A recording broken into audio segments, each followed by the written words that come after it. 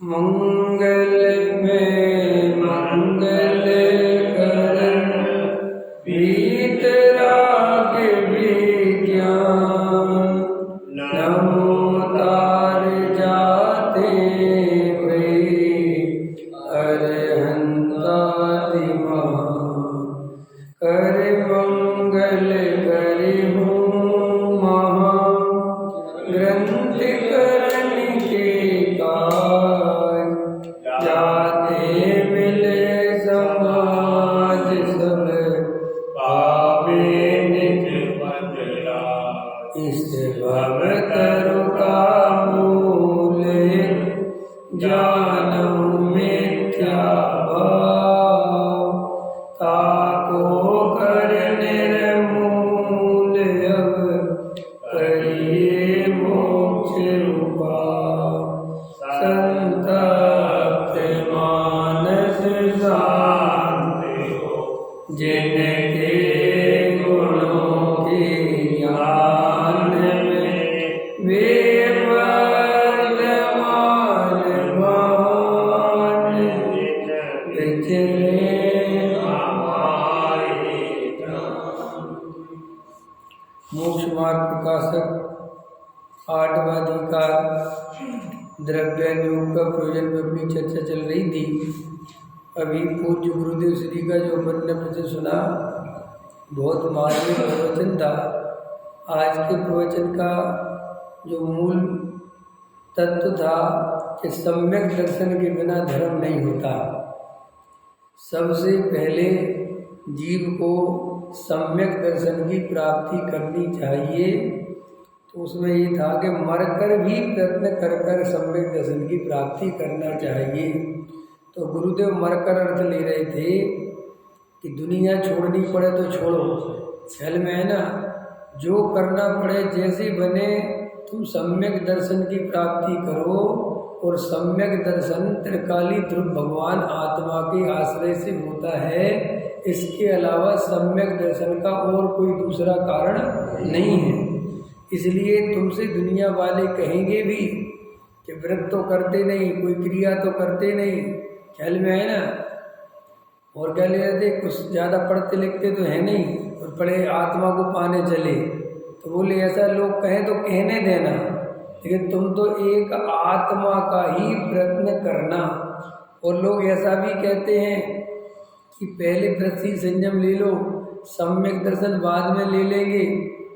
तो कहते हुए गृहीत मिथ्या दृष्टि हैं, वस्तु स्वरूप के विपरीत चलते हैं। जब आगम में ऐसा वस्तु का स्वरूप बताया ही नहीं तो तू अपनी मनमानी क्यों करता है? तू अपने मन से क्यों कल्पना करता है कि पहले वृत्ति संयम ले लो बाद में सम्यक दर्शन ले लेंगे? जब क्रम सम्यक दर्शन पहले का है, सम्यक दर्शन ज्ञान चरित्राणी मोक्ष मार्ग है, तो तू अपनी मनमानी क्यों करता है? तो उसको कहते गुरुदेव गृहीत मिथ्या दृष्टि है, ख्याल में है ना। और क्या ले रहे थे कि ज्ञान भले ही अल्प हो, कम ज्ञान हो, ज़्यादा ज्ञान नहीं हो, तो भी जितना ज्ञान हो वो स्वभाव के सन्मुख होने में लगाना, आत्मा के अनुभव में लगाना। और ज़्यादा ज्ञान प्राप्त करने के चक्कर में मत लग जाना, ख्याल में है ना, बहुत शास्त्रों को पढ़ने में मत लग जाना। सबसे पहले में पहले स्वभाव सन्मुख होना। मन ऐसा समझ लो कि जैसे अभी क्या है, वर्तमान में बहुत सारे जीव मोक्ष मार्ग के नाम पर स्वाध्याय आदि में लगे हुए हैं, गुरुदेव के मार्ग में भी आ गए, लेकिन सम्यक दर्शन की प्राप्ति क्यों नहीं होती? इसलिए नहीं होती कि सम्यक दर्शन का जो मूल विषय अपना त्रिकाली ध्रुव भगवान आत्मा है, उस तरफ तो उनका ध्यान है नहीं। खाली उस त्रिकाली ध्रुव भगवान आत्मा की बातें सुनना। और अब आजकल तो त्रिकाली ध्रुव भगवान आत्मा की बातें भी कम हो गई। अब तो क्या हो रहा है, ग्रंथों का अध्ययन चालू हो गया है। अब तो मोक्ष समाज में स्वाध्याय के नाम पर चारों अनुयोग पढ़ने की जो पद्धति चलती, चारों अनुयोग, तो सब तरह के विद्वान हो गए। कर्णानुयोग वाले भी, प्रथमानुयोग वाले भी, चरणानुयोग वाले भी, द्रव्यानुयोग। सो दिन में 4-4 क्लासेस हो रहे हैं। प्रथमानुयोग भी पढ़ रहे हैं, चाहे खुद का भी स्वाध्याय कर रहे हैं, माने वो स्वाध्याय ज्ञान बढ़ाओ प्रतियोगिता चालू हो गई है, ख्याल में ना। और थोड़ा जो कसर बची थी वो क्रियाकांड ने पूरी कर दी। अब क्रियाकांड आ गया, समझ में है। इंदौर वाला शुद्ध खाओ, वहाँ का शुद्ध मंगाओ, ये शुद्ध खाओ, वो शुद्ध खाओ, अभी चालू हो गया। और अब वो त्रिकाली ध्रुव भगवान आत्मा की चर्चा तो धीरे धीरे जुगनू की तरह हो गई है। भले ही वो चल रही है उसी के आधार पर, फोटो लगी हुई है कांजी स्वामी की, समझ में आया। और समय सार खुला हुआ है, लेकिन समय सार की असली चर्चा नहीं है। तो वही गुरुदेव श्री भी ये समय जानते थे, इसलिए गुरुदेव ये बात बहुत अच्छे से जानते थे कि ये जीव कहीं ना कहीं या तो ज्ञान बढ़ाने में लग जाएगा या क्रियाकांड पालने में लग जाएगा। क्योंकि गुरुदेव ने स्वयं वो जीवन देखा था, स्वयं वो जीवन जिया था। उनको धर्म के नाम पर जितने भी गुरु मिले, जितने भी समझाने वाले मिले, क्या समझाया? क्रिया पालो। गुरुदेव के साथ इतनी घटनाएं घटी कि गुरुदेव पूछते थे कि भैया जब वो साधु बन गए श्वेतांबर संप्रदाय में, तो वहाँ पे वो पूछते थे कि ये क्रिया क्यों करना, इसका क्या प्रयोजन है। तो कहते थे कांजी शंका मत करो, चुपचाप श्रद्धा से करते रहो। तो वह के इसमें श्रद्धा क्या है, इसमें तो तर्क करते थे कि इसमें श्रद्धा क्या है, ऐसे नहीं करना, पालो नियम पालो। और दूसरा कहते थे पढ़ो, अपने शास्त्रों को पढ़ो। तुमने सब पढ़ डाले जितने थे, उन्होंने कहा सब पढ़ लिया, कुछ समझाओ इसमें क्या है। बोले श्रद्धा करो। क्या करो? तो गुरुदेव ले रहे थे किसकी श्रद्धा करें, क्या श्रद्धा करें? श्रद्धा करो, किसकी श्रद्धा करनी है? समझ में आया कि नहीं आया? कि भगवान की श्रद्धा करो। तो भगवान का क्या स्वरूप है ये तो बताओ, समझ में। तो भैया गुरुदेव बहुत अच्छे से जानते थे कि धर्म के नाम पर ज्ञान बढ़ाओ, क्रिया बढ़ाओ, ज्ञान बढ़ाओ, क्रिया बढ़ाओ, क्षयोत्सम बढ़ाओ, क्रिया बढ़ाओ। सारी दुनिया ऐसे ही धर्म समझती है, जबकि जिनेंद्र देव की मूल आमना ये तो है नहीं, जिन देशना ये तो है नहीं। जिनेंद्र देव की देशना में तो पहले सम्यक दर्शन की प्राप्ति करो, कैसे भी करके करो। तो गुरुदेव बहुत अच्छा ले रहे थे, कैसे भी करके करो का अर्थ है कि समाज तुमसे कुछ भी कहे तुम किसी की मत सुनो। लोग तुम पे छीटा कसी करें, लोग कहें स्वच्छंदी हो गए हैं, क्रियाकांड छोड़ दिया, अब ऐसा छोड़ दिया, है ना, अपने हिसाब से करते हैं। जिसको जो कहना है कहो, तुम अपने प्रति ईमानदार रहो। मैं तो कह रहा हूँ तुम अगर ईमानदार रहोगे तो सम्यक दर्शन हो जाएगा। और दूसरों को खुश करने के लिए देखा देखी धर्म पालोगे, 3 काल में सम्यक दर्शन नहीं होगा। सीधी सी बात है, खुद ईमानदारी से जियो। अगर तुम्हें ऐसा लगता है कि मैं मंदिर जब अकेले में आता हूँ 10 बजे आता हूँ तो मेरी परिणति में ज़्यादा बात बनती है, ज़्यादा अंदर गया है भाव दिखता है, तो उतने बजे आओ। तो उतने बजे कोई देखने वाला नहीं रहेगा, मत रहे। सब तुम्हारे बारे में गए, वो मंदिर ही नहीं आते, कोई बात नहीं, कहने दो हम नहीं आते, जाओ। लेकिन तुम ईमानदार हो और तुम मंदिर तो आ जाते हो 6 बजे। सारी दुनिया कहती है तुम्हारे बारे में कि 6 बजे मंदिर आ जाते हैं, रोज पूजा, और तुम्हारा अंदर बिल्कुल मन नहीं लगता, तुम सिर्फ टाइम काटते हो। तो ऐसा दिखावटी जीवन किस काम का? और अपन अंदर चेक करें, अधिकतर लोगों का जीवन मंदिर आते हैं, पूजा करते हैं, हमसे बड़ा धार्मिक कोई नहीं है, ये दिखाने में चला जाता है अधिकतर जीवन। ख्याल में आए कि नहीं आया? 4 लोग आ गए तो हमारी क्रिया सुधर जाती है, और 4 लोग चले गए तो हमारी क्रिया बिगड़ जाती है। तो वो क्रिया वास्तव में दूसरों के लिए हुई कि अपने लिए हुई है? अपनी जो अपन प्रोफाइल तैयार करते हैं, प्रोफाइल तो समझते हो ना, तो आदमी 5वीं फेल हो, कितना फेल हो, या 8वीं फेल हो, तो अपनी प्रोफाइल में नहीं लिखता 8वीं फेल, कभी देख लेना, लिख देगा ग्रेजुएट और दिल्ली यूनिवर्सिटी, अब कोई कौन पूछ रहा था भाई प्रोफाइल में तुम कहाँ पढ़े कौन नहीं पढ़े, नहीं समझ में आया। कितनी ये प्रोफाइलें बनती हैं और बाद में जब कोई फंस जाता है और जब स्टडी होती है, रिसर्च होता है, तो पता चला वो तो भाई साहब 8वीं फेल आदमी है और गवार आदमी है, और देखो ऐसी प्रोफाइल बना ली। तो अब तुम प्रोफाइल देख के फंस गए।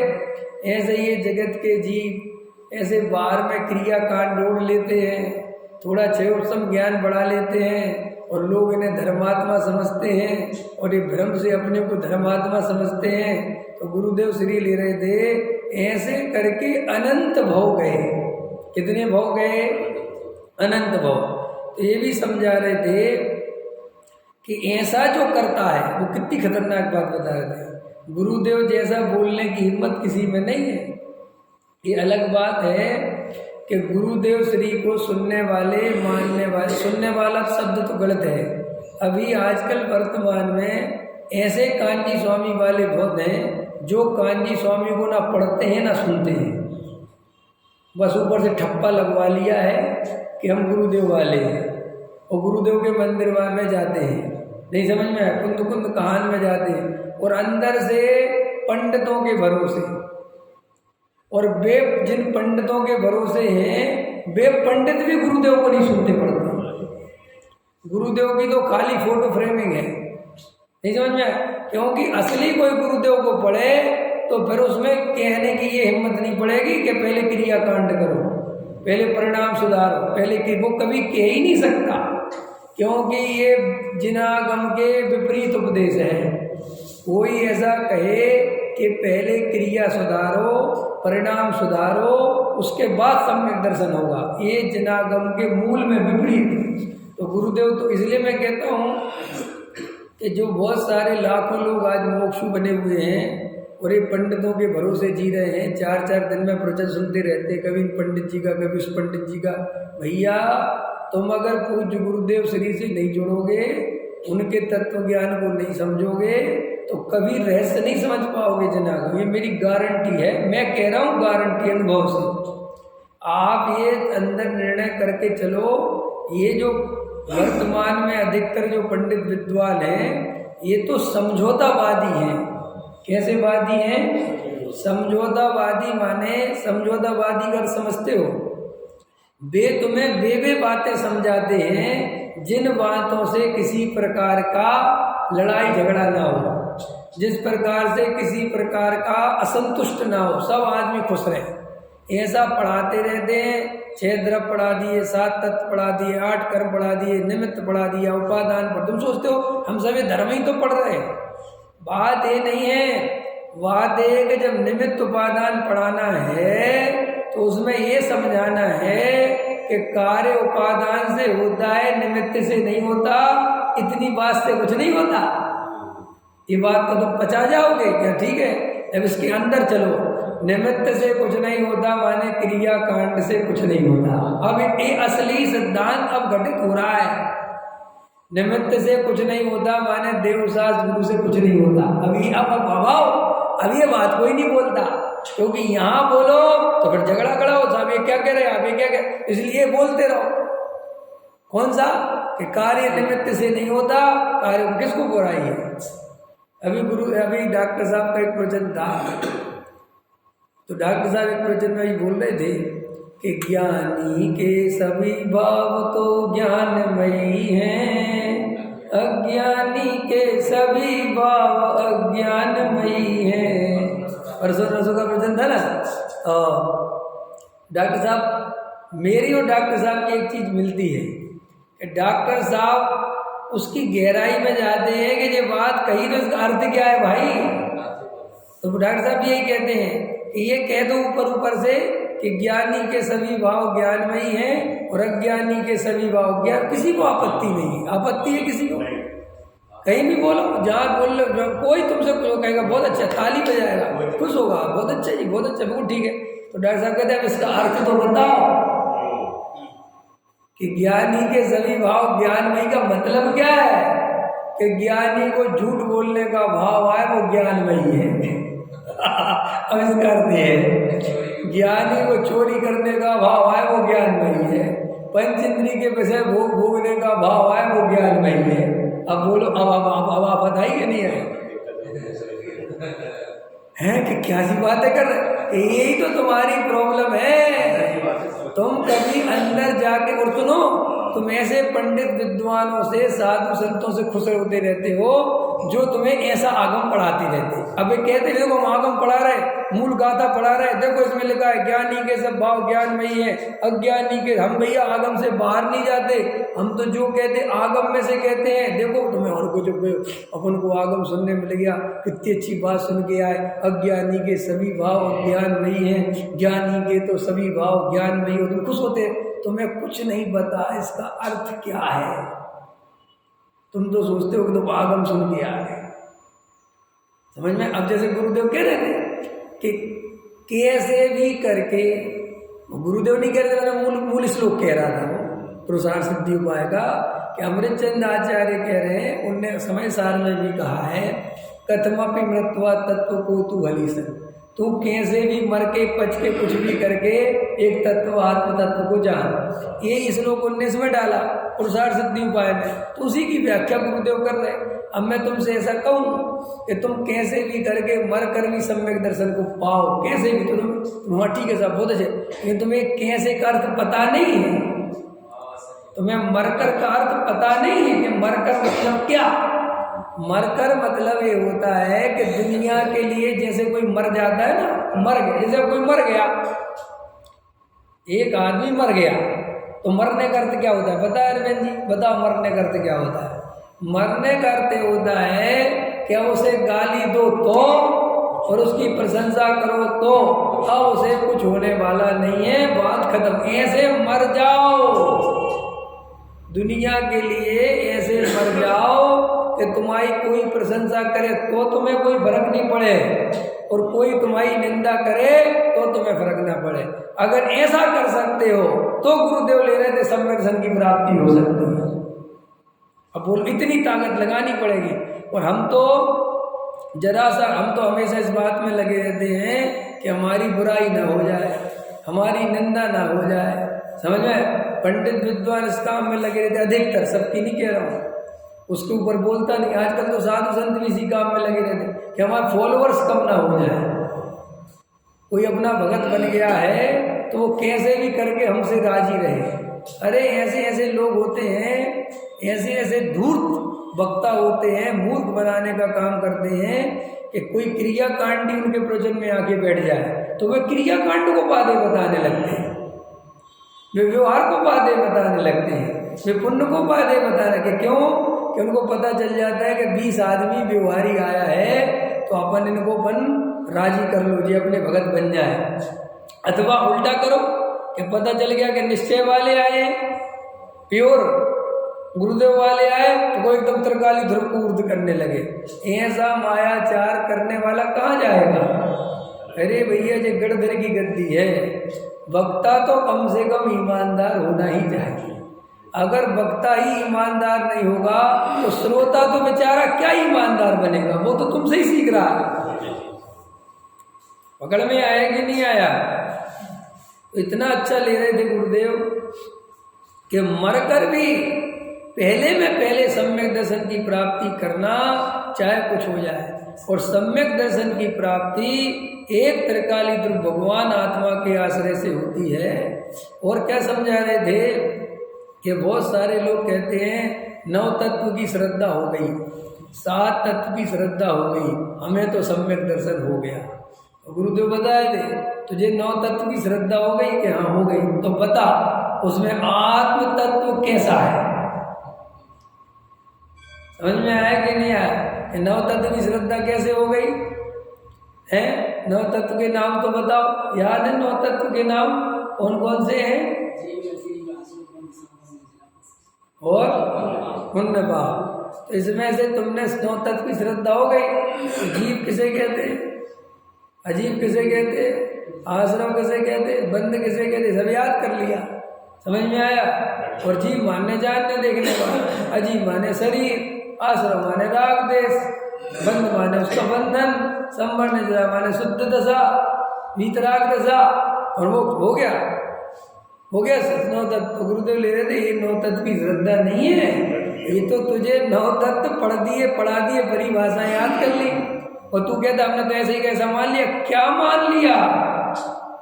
ये नौ तत्वों में भी ऐसा लिया कि नौ तत्वों से भिन्न जो ज्ञान ज्योति है नियम सार में, ये नौ तत्वों से भिन्न है वह त्रिकाली ध्रुव भगवान। क्यों कि ये जो नौ तत्व है ये पर्यायों की चर्चा है। ये जो नौ तत्व हैं जीव अजीव आश्रव बंध संबंध निद्रा मोह, क्या है ये सब पर्याय है। ये तो जीव की पर्याय की दशा है, क्योंकि आश्रव बंध कहाँ है? पर्याय में। संबंध निद्रा कहाँ है? पर्याय में। अजीव कौन है? ये शरीर। तो वो जो जीव है उसके साथ वो तो पर्याय वाला जीव है, उसके आश्रय से सम्यक दर्शन नहीं होता। उससे भिन्न जो अंदर त्रिकाली ध्रुव भगवान आत्मा है, जो चैतन्य तत्व है, जिसमें अजीव का प्रवेश नहीं, आश्रव बंध का प्रवेश नहीं, और जब आश्रव बंध का प्रवेश नहीं तो संबंध निद्रा की बात नहीं समझ में आया। तो ये ले रहे थे गुरुदेव कि बता नौ तत्व में तू आत्मा के बारे में क्या समझता है? तो कहता कुछ नहीं समझता। फिर ऐसा ले रहे थे दूसरा कि कई लोग ऐसा उपदेश देते हैं कि अरे तुम पहले मुनि बन जाओ, तुम तो आगे बढ़ जाओ, आगे बढ़ो। हाँ आएगा जब सम्यक, क्या सोचना सम्यक दर्शन के बारे में। और कई लोग तो ऐसे महान आत्माएं हैं कि वे तो कहते सम्यक दर्शन होता ही नहीं पंचम काल में। कई लोगों को ऐसे भर दिया, कई को ऐसे भर दिया कि पंचम काल में मोक्ष नहीं होता, तो मोक्ष नहीं होता तो सम्यक दर्शन भी नहीं होता, बात ही खत्म। और बोले वो तो सब कुछ व्यवहार होता है। पंचम काल वालों के क्या होता है? व्यवहार, यहाँ निश्चय विश्चय नहीं होता। तो ऐसा सेट कर दिया कि तुम यहाँ व्यवहार करो, व्यवहार से स्वर्ग जाना, फिर जब यहाँ चौथा काल लगे तब यहाँ वापस आना और फिर निश्चय को साधना। अंदर समझ में आया कि नहीं आया? लोगों को बहुत अच्छा मिल जाता है, क्योंकि जीवों को आत्मा की सच्ची रुचि तो है नहीं। वे किसी भय से देखा देखी स्वाध्याय आदि में बैठ जाते हैं। उन्हें कोई असली तो वास्तव में जीव को आत्मा की रुचि हो तो सम्मिश्रण हो जाए तो वो वहाँ बैठता है, और वहाँ जैसे तैसे उसे आत्मा की रुचि लग सकती थी, सो वहाँ विपरीत उपदेश दे दिया। विपरीत उपदेश दे दिया माने व्रतशील संयम का उपदेश दे दिया। बोले आत्मा तो बाद में मिलेगा। उसने कहा ये बहुत अच्छा है, क्योंकि आत्मा को पाना कठिन है और व्रतशील संयम आदि करना बहुत सरल है। तो इसलिए जीव व्रतशील संयम आदि में आगे चला जाता है, और फिर उसे व्रतशील संयम आदि में बहुत फायदा दिखता है। फायदा क्यों दिखता है? क्योंकि उसे जिसमें रस है, उसे काय में रस है? परद्रव्य में, संयोगों में सुबुद्धि है। और व्रतशील संयम आदि से संयोग मिलेंगे, पुण्य का उदय बढ़ेगा, पुण्य से संपत्ति मिलेगी, तो बस उसको मजा भी आता है व्रतशील संयम आदि करने। वो कितना सरल है, जो उसका रस है वो ही रास्ता बता दिया। तो गुरुदेव ऐसा ले रहे थे कि बहुत सारे लोग आगे बढ़ जाओ, आगे बढ़ जाओ, मुनि बन जाओ, मुनि बन जाओ। कि महाराज दंसण मूलो धम्मो, क्या ले रहे थे गुरुदेव? दंसण मूलो धम्मो, धर्म का मूल तो दर्शन है, कि वो बाद में। तो गुरुदेव कितना कड़क बोलते कि वे गृहीत मिथ्या दृष्टि जानना। हम तो ये कुगुरु कुदेव को शास्त्र वालों के लिए गृहीत मिथ्या दृष्टि बोलते हैं। गुरुदेव कुगुरु कुदेव शास्त्र तो बहुत पहले छोड़ देते हैं। वो कहते हैं वो तो बहुत स्थूल, अब यहाँ आ जाओ जो सूक्ष्म। कि क्या कि साहब ये गृहीत मिथ्या तो कैसे हुआ? कि तूने अपने मन से इस भाव में मोक्ष मार्ग की नई कल्पना करी। ऐसा मोक्ष मार्ग तो है नहीं, तूने अपनी कल्पना से नया मोक्ष मार्ग बनाया, इसका नाम गृहीत मिथ्यात्व है। बोलो नरेश जी, ऐसा गृहीत मिथ्या सुना है कभी? हैं? ये भी गृहीत मिथ्यात्व होता है। ये होता है अगर सम्यक दर्शन के पहले व्रतशील संयम आदि धारण करोगे और उन्हें मोक्ष मार्ग मानोगे या मोक्ष मार्ग का कारण मानोगे तो गृहीत मिथ्यात्व में जाएगा। बोलो कितनी खतरनाक बात। क्यों? घृत मिथ्यात्व से ये संस्कार मुझे हमने एक बार नहीं किया, जन्मों जन्मों में घृत मिथ्यात्व किया। इसलिए अपन को बड़े भाग्य से त्रिकाली ध्रुव भगवान आत्मा की बात पूज्य गुरुदेव श्री के निमित्त से मिल गई। तो अभी अपन आज भी क्रिया कांड के प्रेमी हैं। आज भी अपन को क्रिया कांड वाले धर्मात्मा दिखते कि नहीं दिखते? आपको एक सामान्य व्यक्ति नहीं समझ में आया, वो कभी धर्मात्मा नहीं दिख सकता जब तक वो बाहर में क्रिया कांडी ना हो। है सम्यक दर्शन वालों की तो पता नहीं है। सम्यक दर्शन की परिभाषाएं रोज बदलती हैं। जो कुएं का पानी नहीं पीता वो सम्यक दर्शन प्राप्त नहीं कर सकता। ये परिभाषा तो नहीं। अब दूसरी, अब आने वाले समय परिभाषा बदलेगी। जो बोरिंग का पानी नहीं पीता वो सम्यक दर्शन प्राप्त नहीं कर सकता, क्योंकि पानी तो आए दिन बदलता जाएगा। एक दिन हो सकता है जो तुम्हारा आता है ना कॉर्पोरेशन वाला पानी, ये भी बंद हो जाएगा। नहीं समझ में आएगा भैया, इससे नहीं आएगा। अब भैया घर घर भेजा जाएगा सीधा। कुछ भी हो सकता है, एरोप्लेन से आने लग जाए, है क्या पता क्या होगा। तो फिर एक नई परिभाषा, कितनी परिभाषाएं बदलोगी। ऐसी सम्मेलन की परिभाषा कहीं आगम में लिखी है जो तूने अपने मन से बना ली है। दिल्ली में रहने वालों को सम्मेलन नहीं होगा, कमाल करता है।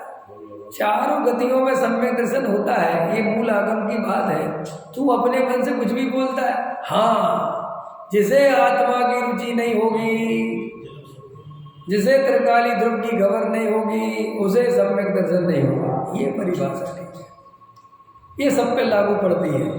आदिनाथ पे भी पड़ती है, महावीर पे पड़ती है और मेरे पे भी पड़ती है। समझ में आई? ये किसी काल में नहीं बदलती, क्योंकि आत्मा 3 काल में नहीं बदलता। ये बाहर के क्रिया कांडों में क्या दम है जिनके लिए मरे जा रहे हैं। ये तो 1000 साल पहले क्या, 100 वर्ष पहले, 100 वर्ष पहले क्या, 50 वर्ष पहले भोजन बनाने के तरीके अलग थे और आज अलग है। नहीं समझ में आया? पहले ईंधन बिन सोध जलाया पढ़ते थे ना आलोचना पाठ में, बिन देखे अग्नि जलाई, करते थे कि नहीं करते? अब भैया पहले की आग जलाना और आज की आग जलाना में राई पहाड़ का अंतर है। पहले का आदमी कितनी सोच के जलावे तो भी भयंकर जीव राशि करती थी। अब आज वैसी व्यवस्था ही नहीं है। इतना सा वो है, चले सब उजाला सब दिख रहा है। अब वहाँ तो चूल्हे में वो लकड़ी गीली, देखे कि नहीं देखे, गांव में रहे होगे तो, गीली सूखी क्यों है? आप तो भट्टी वाले हो, गीली लकड़ी सूखी कुछ भी, और घुन जाती थी लकड़ी। अब बेचारे अपन को लगता है पहले के, अरे भैया पहले इतनी गरीबी थी, इतनी परिस्थिति खराब थी, हम गांव में रहते थे, हमें पता था है। हाँ, उपले होते थे पहले। ऐसा होता था घर में शाम को रोटी नहीं बनेगी, क्यों? कब लकड़ी नहीं ऐसिया। तो वे बेचारे छोटे छोटे से बच्चे लकड़ी में ही गया, लकड़ी बीन नहीं तो मैं कहीं कि भैया लकड़ी बीन लाओ, और नहीं है कुछ गैस चूल्हे वगैरह कुछ भी नहीं थे गांव में। तुम लोग तो यहाँ रहे होगे, तो तुम्हारे यहाँ तो पहले आ गए। हमारे गांव में तो हम रहे बहुत बाद में आए। तो भैया जा रहे लकड़ी बीन के ला रहे, कंडे उपले, तुम उपले बोलते हो, कंडे बोलते बुंदेलखंड, ला रहे समझ, जला रहे आग और मिट्टी का तेल डाल रहे, चल रही है, बुझ रही है। अब बोलो रोटी बनाना कितना खतरनाक था। अब जब रोटी बनाना इतना खतरनाक था तो डिशें कैसे बनती? ये तुम्हें जो आजकल दुनिया भर की दिमाग में चलते रहते हैं, तो तुम लोग क्या समझते हो? पहले के लोग बड़े संयम। अरे संयम की क्या बात है, व्यवस्था ही नहीं थी। अब जब व्यवस्था नहीं थी तो जो थी तो वो खाते थे। नहीं समझा? अब बोले बस आप 2 ही टाइम खाते थे, तो पहले 3 टाइम खा ही नहीं सकते थे। 2 ही टाइम की रोटी बना लो, यही बहुत है। समझ में? और सुनो, चूल्हा जला तो जला, सुनने दोनों टाइम की बना के रख दी। अब आजकल तो अरविंद जी आते हैं, कहते जब आऊं तब गरम, वो सब उतरना चाहिए, वो बिल्कुल करकराए, क्या बोलते हैं, समझ में? तो ये अपन को लगता है कि अपन भोगी भोगी कुछ नहीं होता। ये सब बाहर के दम नहीं है, ये तो पुण्य प्रमाण संपत्ति है। जैसे उदय पलटते हैं वैसे वैसी व्यवस्थाएं सुविधाएं मिलती हैं, इनसे कुछ नहीं होता। और जिनको नहीं मिलती थी सुबह कोई धर्मात्मा नहीं थी, वे खट्टे अंगूर थे और तुमने उन्हें जबरदस्ती धर्मात्मा समझ लिया। पहले की महिलाओं को आलोचना पाठ, भक्तांबर, मेरी भावना, 12 भावना, साहो जगत गुरुदेव, 10-5 बिंदी सब याद होता था। तो पहले लोग क्या समझते, पहले की महिलाएं बड़ी धार्मिक थी। आजकल की, अरे पहले की महिलाएं धार्मिक थी नहीं, पहले की महिलाओं के पास उसके अलावा मनोरंजन का कोई साधन ही नहीं था। मतलब कहने वाला ना उनके मोबाइल था, ना टीवी थी, ना कुछ था। तो शाम के और अंधेरा हो जाता था, तो शाम का भोजन कुछ बना नहीं, क्योंकि वो सुबह ही चूल्हा जला तभी बना दिया जो बनना है, तो काम खत्म, क्योंकि वो बार बार तो जलाया नहीं जा सकता। तो वे शाम को 5-5:30 बजे तो मंदिर चली जाती थी और 7:30 बजे तो मंदिर बंद भी हो जाती थी, बात ही खत्म हो गई। तो वे क्या कि बैठी बैठी पढ़ती थी, उन्हें कोई तत्व ज्ञान नहीं था, सिर्फ पढ़ती थी।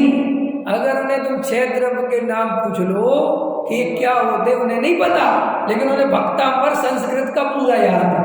ये ले रहे थे गुरुदेव, आज ले रहे थे गुरुदेव। फिर गुरुदेव से किसी ने प्रश्न पूछा कि आपने जो नई आत्मा की बातें निकाल दी, ये पहले तो थी नहीं, क्या निमित्त होता है, क्या उपादान होता है, इतना चले रहते गुरुदेव। है ये निश्चय क्या होता है, व्यवहार क्या होता है, पता नहीं क्या क्या बता दिया, और आपने और बता दिया, इनको समझे बिना धर्म नहीं होता। तो हमारा एक प्रश्न है, बोले पूछो। बोले हमारे जो पूर्वज थे, दादा परदादा थे, उनने धर्म किया होगा कि नहीं किया होगा? तो उनको कुछ पुजारी रोज पूजा करते थे, सुबह 5 बजे मंदिर पहुंच जाते थे, हैं, और ऐसे ऐसे बता रहे थे। तो गुरुदेव ने कहा तुम्हारे दादा परदादा जिनकी पूजा करते थे, उनको उनका स्वरूप पता था, उन्हें पता था कि जनेंद्र है क्या चीज। बोले साहब उनको तो कुछ नहीं पता था। तो उन्होंने नहीं पता था तो धर्म कैसे हुआ, इससे क्या फर्क पड़ता है? तो गुरुदेव ने सीधा बोला, इतना खतरनाक बोला कि जैसे ये मूर्ति है, समझ में आया? तो ये मूर्ति जिनेंद्र कब है, जब तुम स्वरूप समझते हो ना, वो तो पाषाण है, उसमें क्या फर्क पड़ता है? ऐसे ही ले रहे थे सीधा, ये तो सीधा बताए थे कि वो तो पाषाण है। फिर अगर तुम जिनेंद्र का स्वरूप नहीं समझते और इस मूर्ति को भगवान समझते हो, तो तुम्हें तो क्या क्या क्या काम का है? ऐसे ही जो तुम्हारे दादा परदादा थे, उन्हें वस्तु स्वरूप पता ही नहीं था, तो वे तो सीधे साधे लोग थे। सीधे साधे इस अर्थ में नहीं थे, तो बदमाश, लेकिन सीधे साधे इस अर्थ में कि वैसी व्यवस्था ही नहीं थी। करते क्या भाई, जो परिस्थिति थी जो थी, तो सीधापन से। जब गाँव दे अजय को गाँव, एक गाँव का आदमी दिल्ली आवे और उसे तुम कहो चल मेट्रो में, तो वो बेचारा ऐसा सीधा खड़ा हो जाए, तो सीधा है, सीधा है, ये सीधे का लक्षण है। तो बेचारा कितना सीधा है, देखो कैसे खड़ा। अरे ये अजीब आदमी हो, तो सीधे का लक्षण कैसे बना लिया तुमने? इस अब देखो मेट्रो में सब तो आगे आगे बढ़ रहे, तो बेचारा सीधेपन से खड़ा। अरे तो भाई वो सीधेपन से इसलिए खड़ा था, उसे पता ही नहीं था कि करना क्या है यहाँ। अभी तुम 2-4 दिन रहने लो, फिर देखो तुम उसकी हालत। अरे जब बिहार से आते ना लोग, तो क्या है कि जब ये नए आते हैं, हम और अरविंद जी जानते हैं, ये क्या नए आते ना, तो वो लेके आता है कि जी भाई साहब हमारे गांव से नया लेके आए। जैसे इनकी फैक्ट्री पे आ जाता है कोई, रख लो भाई, देखा तुमने कैसा सीधा खड़ा रहता है बेचारा। देखो कुछ बाबू जी नमस्ते, बाबू जी नमस्ते, हाँ भैया क्या जानता है तू? बाबू जी जो आप कहेंगे वो कर लूँगा। कितने पैसे लेगा? बाबू जी जो देंगे वो ले लेंगे। अरे चल 5,000 रुपये देगा। बाबू जी 5,000 तो कम है, चल ठीक है 5500 दे दे, कर ठीक है। कितना सीधा लग रहा है। अब उसको तुम महीना भर करवा, फिर मिलो, फिर पता कैसे कर। सुना बाबू जी वहाँ 8,000 मिल रहा, करवाना हो करो। अरे तुमको कैसे क्या हो गया? कुछ नहीं, वो ऐसा ही था, अभी तो वो नया नया था, उसे तुम्हारे यहाँ की जानकारी नहीं थी, अब जानकारी हो गई। अब देखो तुम समझ में, ऐसे कईयों को जानता हूँ, क्योंकि मेरे यहाँ कई आते हैं कहीं जाते हैं, कहीं आते कहीं जाते, देखता रहता हूँ कि देखो। अब इसको सीधापन कहोगे क्या? इसे सीधापन नहीं कहना, इसे तो ये कहना कि भाई व्यवस्था नहीं थी, जानकारी नहीं थी, तो सीधा था। सीधा माने उसको पता नहीं। अभी पता तो चले, अभी आपको पता नहीं है, हमारे अंदर इतनी कसाय भरी पड़ी हुई है कि अगर वैसे ही उदय मिल जाए, वैसे ही पुण्य मिल जाए, वैसे ही निमित्त मिल जाए तो तुम क्या से क्या करोगे कल्पना नहीं। अभी अपन को लगता है अपन तो बिल्कुल सरल है, अपने अंदर तो बहुत सरलता है, अपन तो किसी पे क्रोध नहीं करते, अपन तो बहुत शांत रहते, भैया दो बातें कोई सुना जाए अपन तो सुन ले रहे। भैया ये सब तुम मजबूरी में सुनते हो क्या? मजबूरी में और समझदारी में, दो शब्द बताओ इसके अर्थ करो। मजबूरी में और समझदारी में। मजबूरी में इस अर्थ में सुनते हो कि भैया शक्ति सामर्थ्य नहीं है, उलझना कोई काम का मतलब नहीं है, मजबूरी है, चुपचाप भैया तुम दे लो गाली, तुम पैसे बारे में सुन लेंगे, ये मजबूरी हो गई। और समझदारी इसमें कि भाई साहब अंदर दिमाग लगाता है कि एक तमाचा मारूंगा सही हो जाए। मन तो सोचता, लेकिन मैंने सोचता मैं अपना दिमाग समय खराब करूंगा, ताकत करूंगा, मेरे काम छूट जाएंगे। तो लोभ कसाय, क्रोध कसाय को दबा देती है और इसे क्या समझता है कि मैं क्रोध नहीं हूं। नरेश जी समझ में आता कि नहीं आता? ऐसी हर चीज की लगा लेना, परिग्रह की, रुपए पैसे, दुकान की, मकान की, सब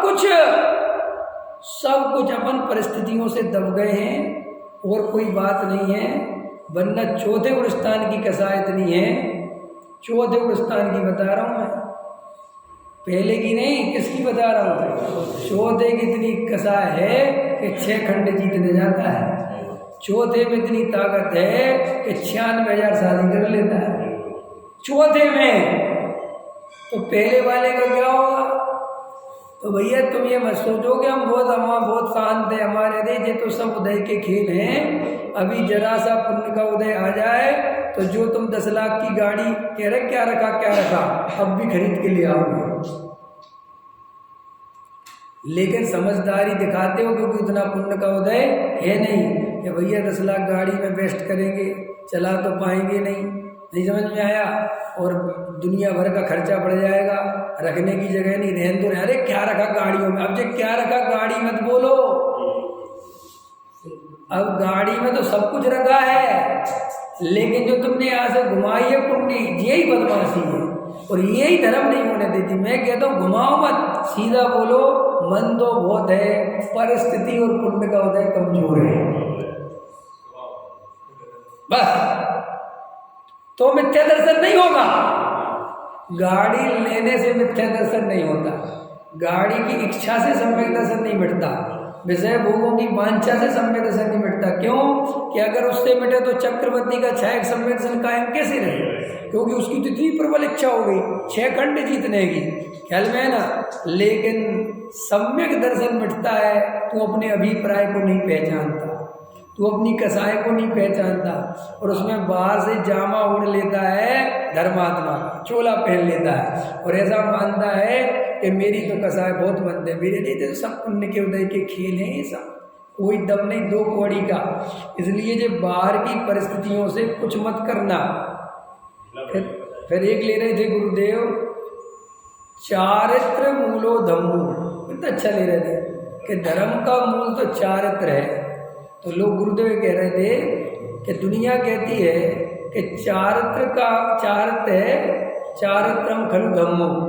प्रवचन सार में कहा कि चारित्र का मूल तो, धर्म का मूल तो चारित्र है, धर्म है। तो गुरुदेव बहुत चले रहे थे, कह रहे इसके पहले पढ़, ये आगे का है, इसके पहले क्या है? तो उस चारित्र का मूल दर्शन है। ख्याल में है ना, माने चारित्र मूल है तो चारित्र का मूल दर्शन है, माने सम्यक दर्शन के बिना चारित्र नहीं होता।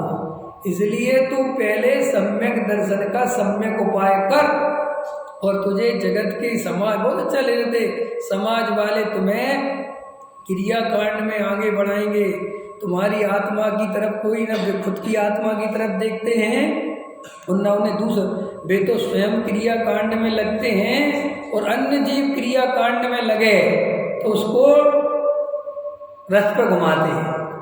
अब आजकल आ गया कि नहीं आ गया रथ पर घुमाने का फैशन?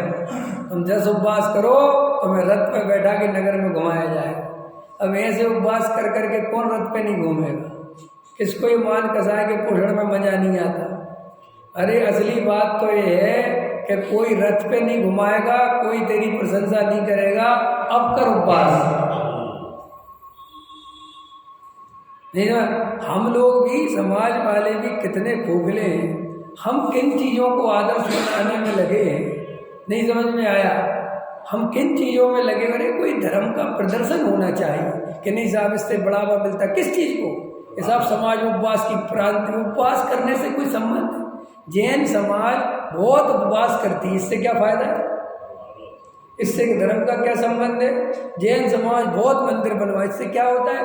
अरे भाई ये तो धर्म का आधार है ही नहीं, धर्म का आधार तो अपना स्वयं का आत्मा है। ध्यान देने योग्य तो ये है कि भाई अपनी आत्मा को जानो, एकांत में निर्णय करो, वस्तु का स्वरूप का विचार करो।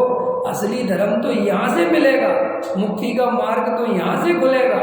तू कहाँ चक्रों में फंस रहा है। तो गुरुदेव ये ले रहे थे कि ये समाज वाले तो तुझे प्रशंसा में फंसा देंगे, तू इनकी प्रशंसा में मत फंसना। और कभी तू जब आत्मा की खोज में निकलेगा तो तुझे ये समाज वाले कहेंगे बड़े आत्मा वाला बन रहा है, एक उपवास तो करता नहीं, ये ले रहे थे गुरुदेव, एक तो क्रियाकांड पालता नहीं, स्वाध्याय में तो बैठता नहीं, बड़ा आत्मा वाला बन। तो बोले ऐसा कहें तो तुम सुन लेना, लेकिन तुम अपनी आत्मा की खोज करना। देखो भाई, मैंने अभी 2-3 दिन पहले कहा था, आत्मा के प्रति स्वयं ईमानदार बनो। ये दुनिया को दिखाने से कुछ नहीं मिलेगा। तुम्हें 100, 200, 500 आदमी धर्मात्मा समझेगा भी तो इससे क्या होने वाला है, और कोई तुम्हें पापी समझेगा भी तो इससे क्या होने वाला है। तुम अपने अंदर देखो, क्या हम वास्तव में धर्मात्मा हैं, क्या हमें वास्तव में आत्मा की रुचि है।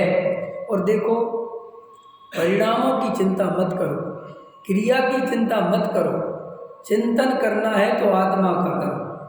आप ये मत सोचो कि मेरे परिणाम सुधरने चाहिए, परिणाम कभी नहीं सुधरते। वे जो भूमिका के अनुसार सुधरने चाहिए वे सुधरेंगे, और जिस भूमिका में जैसे होने चाहिए वो होंगे। अपन उन परिणामों के कर्ता नहीं है। अपन प्रॉब्लम क्या है, दबी हुई कसाय को परिणामों का सुधरना समझ लेते हैं। क्या कसाय दबी हुई है, उदय में निमित्त बाहर में वैसे उदय नहीं है, तो तुम क्या सोचते हो कि मेरे परिणाम कितने अच्छे। फिर कल क्या होता है कि कल उदय पलट जाता है, कल बाहर में सब बन जाए तो तुम्हें वो परिणाम जागृत हो जाता है। तो जागृत हो जाए तुम कहते हैं अरे मेरे परिणाम बिगड़े। परिणाम बिगड़े फिगड़े नहीं है, वे परिणाम तो अंदर थे तभी आए हैं। नहीं समझ में आया।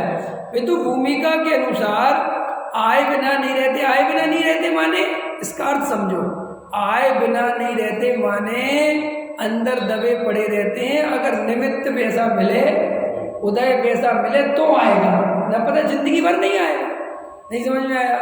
अभी तो मैं 1000 गज कोठी लेने का भाव है, नहीं है, हो सकता है पूरी जिंदगी नहीं आए। तो तुम क्या सोचोगे कि देखो मेरे को कितना अच्छा, मुझे कोठी लेने का भाव नहीं आया, मेरे परिणाम कितने सुन। अरे लेकिन कोठी लेने का भाव ऐसे नहीं आएगा, वो तो अंदर अभिप्राय में सुख की वासना पड़ी है। अगर मिथ्या दर्शन है तो वो आता क्यों नहीं। वो आता इसलिए नहीं कि आने के लिए जेब में पैसा चाहिए ना। देखो अरविंद जी से जैसे मैं कहूँ मुझे एक मकान लेना है, तो गारंटी से अरविंद जी मुझसे ये नहीं कहेंगे ऋषभ प्यार में कहोगे। क्यों नहीं कहा,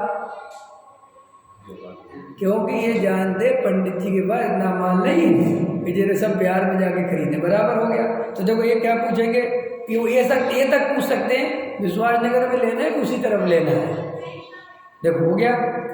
माने ये बात सामने वाला भी समझता है कि तुम्हारी जो स्थिति है उसके हिसाब से तुम बोलोगे, लेकिन उसके हिसाब से अंदर है नहीं।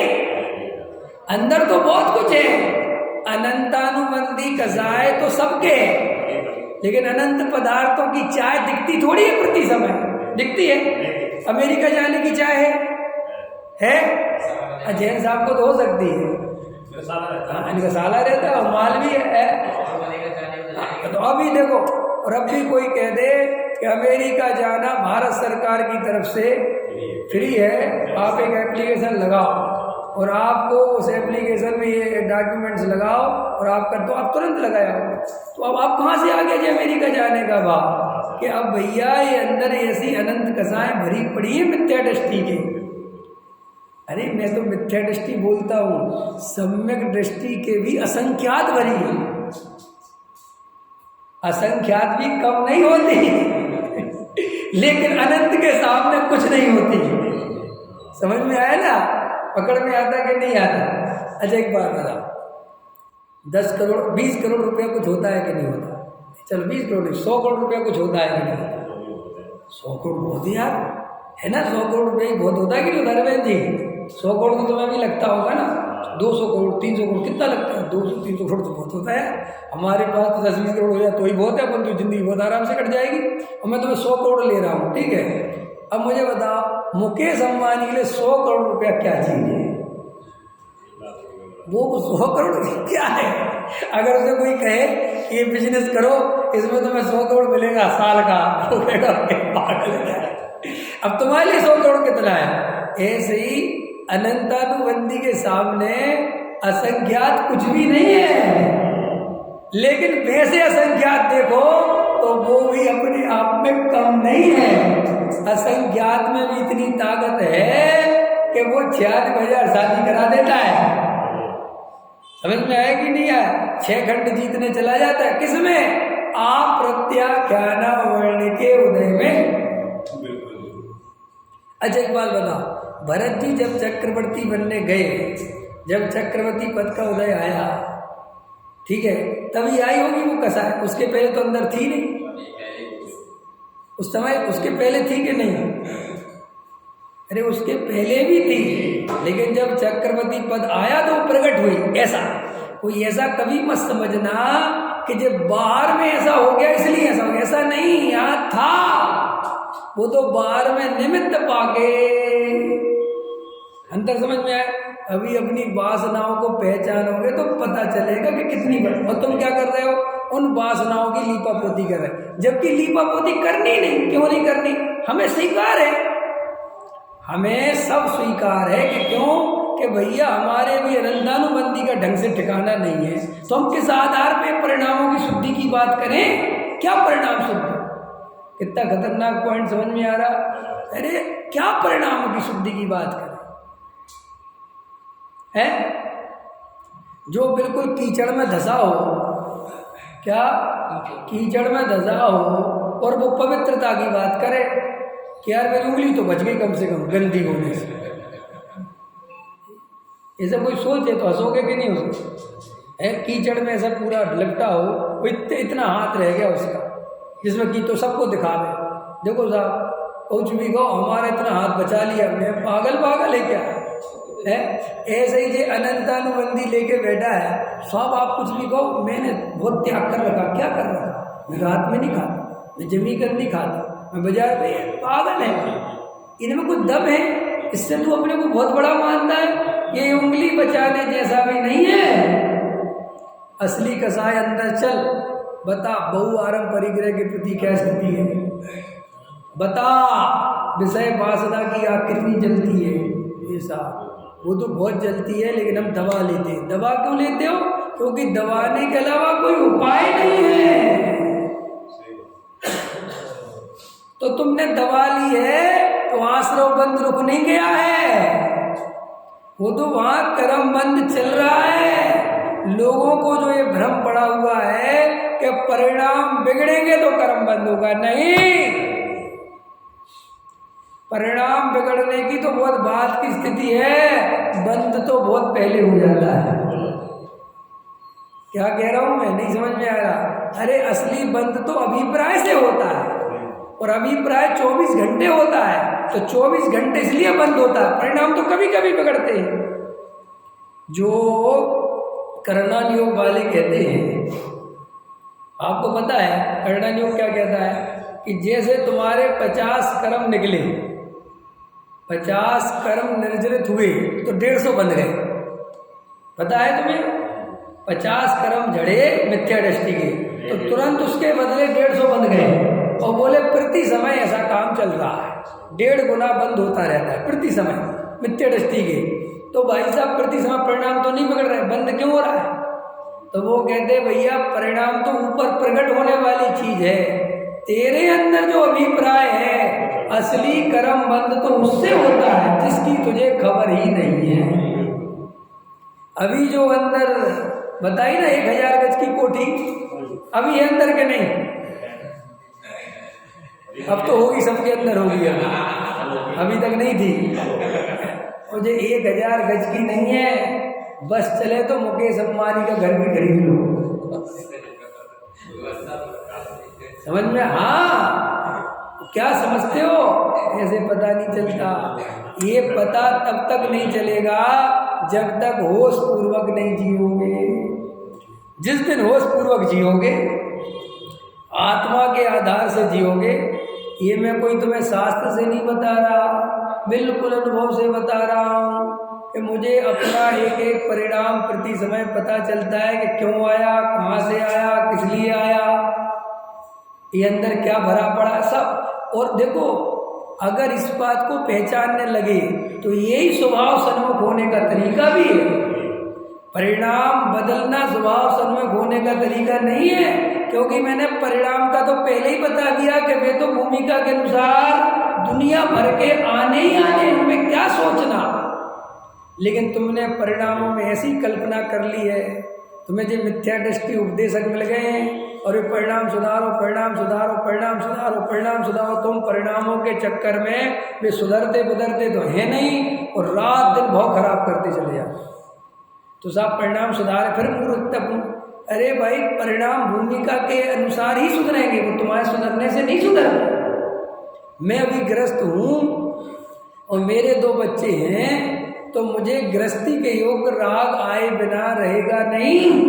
मुझे अपने बच्चों के प्रति राग आएगा, ये मुझे स्वीकार करना पड़ेगा कि नहीं साहब मैं ग्रस्त रहूंगा और राग तोड़ दूंगा। ऐसे नहीं होता, ऐसे होते और ऐसा करोगे तो ये जबरदस्ती होगी, और इस जबरदस्ती में तुम खुद भी परेशान रहोगे और दूसरों को भी परेशान करोगे। ये अधिकतर धर्मात्मा जो परेशान करते हैं लोगों को, ये वे ही लोग हैं जिनके अंदर धर्म नहीं है, जिनने बाहर से धर्म ओढ़ रखा है। असली धर्मात्मा से जिस दिन तुम्हारी मुलाकात होगी, तुम्हें लगेगा ही नहीं कि अरे धर्मात्मा है, क्योंकि वो इतना हल्का रहता है, उसके अंदर भारीपन होता ही नहीं, बिल्कुल हल्का। और तुम्हें हल्का आदमी धर्मात्मा नहीं दिखता, प्रॉब्लम है तुम्हें भारी आदमी चाहिए। तुम्हें भारी आदमी चाहिए, वो गंभीर धीर वीर, तुम्हें मिलने में 10-15 मिनट लग जाए, जिससे या आधा घंटा बाहर खड़ा कर दे, 1 घंटा बाहर खड़ा कर दे और आओ तो संस्कृत में बात करें, आइए क्या नाम है आपका, हाँ ये धर्मात्मा है, ये बहुत गंभीर, ये कहाँ से लक्षण बनाया धर्मात्मा होने का है? उसको नहीं, ये जो गंभीरता आई है महंतपने से आ गई। जैसे बड़े बड़े इंजीनियर, बड़े बड़े जज होते ना, डॉक्टर होते हैं, उनमें गंभीरता होती है, क्योंकि वो पद पे बैठे होते ना, तो उस पद का उनको बहुत होता है, हाँ मैं कुछ हूँ।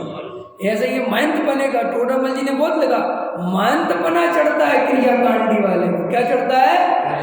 तो हंसता नहीं, सोचता हंसूंगा तो मेरी वो हो जाएगी। हाँ अरे भैया नेचुरल रहो, हंसी आए तो हंसो, नहीं आए तो मत हंसो, जबरदस्ती भी नहीं हंसना, उसमें क्या बात है। लेकिन नेचुरलिटी जिसके अंदर नहीं है वो तो धर्मात्मा हो ही नहीं सकता। नेचुरल रहो। आज अपन का विषय यही रहा, गुरुदेव श्री ने यही बताया था कि भैया धर्म का मूल सम्यक दर्शन है। सम्यक दर्शन की प्राप्ति त्रिकाली ध्रुव भगवान आत्मा के आश्रय से होती है। तुम अपने को त्रिकाली ध्रुव ज्ञाय भगवान आत्मा देखो, उसको ही जानो, उसका ही अनुभव करो। परिणाम और क्रिया की व्यर्थ चिंता मत करो।